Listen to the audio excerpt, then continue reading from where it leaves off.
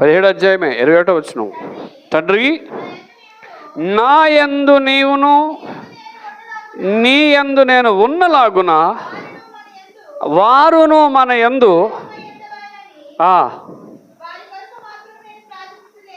ఆగుదాం.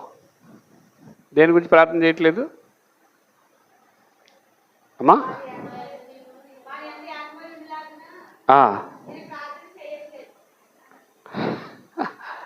అమ్మ, మీకేం అర్థమైంది తల్లి? మీకేం అర్థమైంది? మళ్ళీ చదవడం వచ్చిన మీరు మనసులో చదువుకోండి, నాకు చెప్పండి.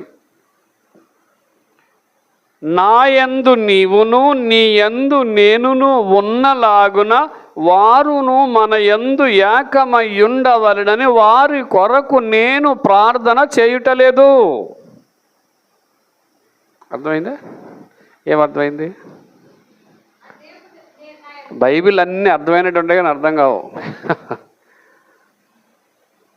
మొన్న నేను ప్రేయర్ వారియర్స్ గ్రూప్లో చెప్పేటప్పుడు ఒక విషయం చెప్పాను. ఏంటి?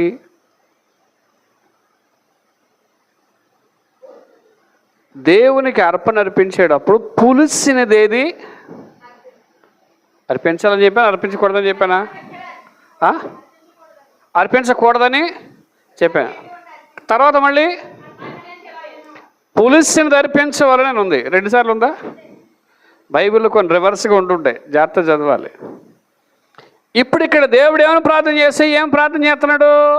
నీవు యేసయ్యా, నీవు తండ్రి అయిన దేవా, నీవు నేను కలిసి ఏకమై ఉన్నాం, మనలాగే వారు మనతో ఏకమై ఉండాలని నేను ఏం చేయట్లేదు. ఇదేం ప్రార్థన? ఎందుకు చేయట్లేదు? మనము ఎందుకు ఈ ప్రార్థన చేసాడనంటే, యేసు ప్రభు వారు తండ్రి అయిన దేవుడు, కుమారుడు అయిన దేవుడు ఇద్దరూ ఒక్కటే. ఎవరండి? మీకు బాగా అర్థమని చెప్తాను. యోహాను సువార్త 14:23 మీరు చదివితే, ఇది మూసేయకండి, 14:23. యేసు, ఒకడు నన్ను ప్రేమించిన యెడల వాడు నా మాట గైకొనును, అప్పుడు నా తండ్రి వానిని ప్రేమించు.